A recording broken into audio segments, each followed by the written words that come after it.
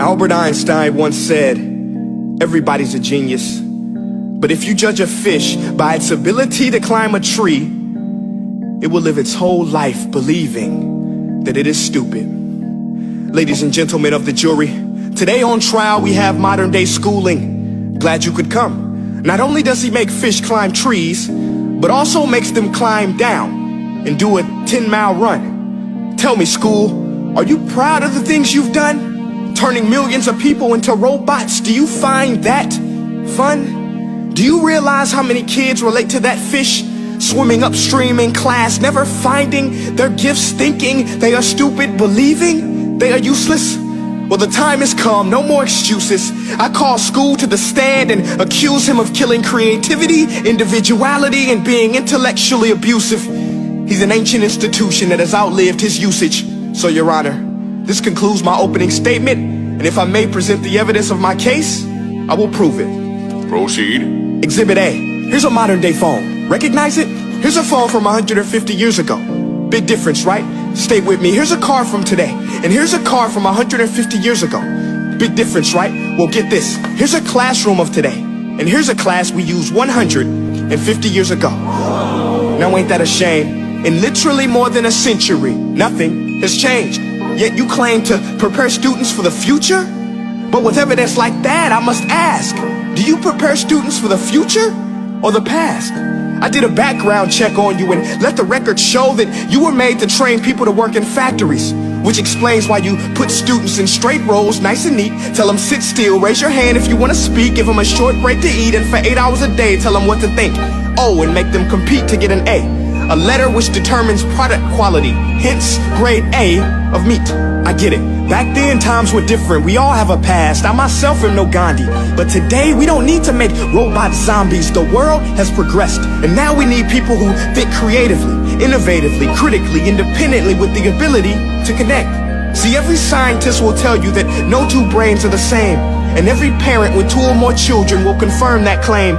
So please explain why you treat students like cookie cutter frames or snapback hats, giving them this one-size-fits-all crap. Watch your language. Sorry, Your Honor, but if a doctor prescribed the exact same medicine to all of his patients, the results will be tragic. So many people will get sick, yet when it comes to school, this is exactly what happens. This educational malpractice, where one teacher stands in front of 20 kids, each one having different strengths, different needs, different gifts, different dreams, and you teach the same thing the same way? That's horrific.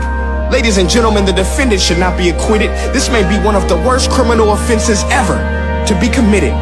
And let's mention the way you treat your employees. Objection. Overruled. I want to hear this. It's a shame. I mean, teachers have the most important job on the planet, yet they're underpaid? No wonder so many students are short-changed. Let's be honest, teachers should earn just as much as doctors, because a doctor can do heart surgery and save the life of a kid, but a great teacher can reach the heart of that kid and allow him to truly live. See, teachers are heroes that often get blamed, but they're not the problem. They work in a system without many options or rights. Curriculums are created by policymakers, most of which have never taught a day in their life. Just obsessed with standardized tests. They think bubbling in a multiple choice question will determine success. That's outlandish. In fact, these tests are too cruel to be used and should be abandoned, but don't take my word for it. Take Frederick J. Kelly, the man who invented standardized testing, who said, and I quote, "These tests are too cruel to be used and should be abandoned." Ladies and gentlemen of the jury, if we continue down this road, the results will be lethal. I don't have much faith in school, but I do have faith in people.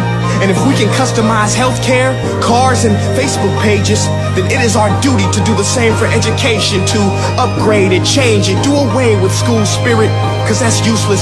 Unless we're working to bring the spirit out of each and every student, that should be our task. No more Common Core. Instead, let's reach the core of every heart in every class. Sure, math is important, but no more than art or dance. Let's give every gift an equal chance. I know this sounds like a dream, but countries like Finland are doing impressive things.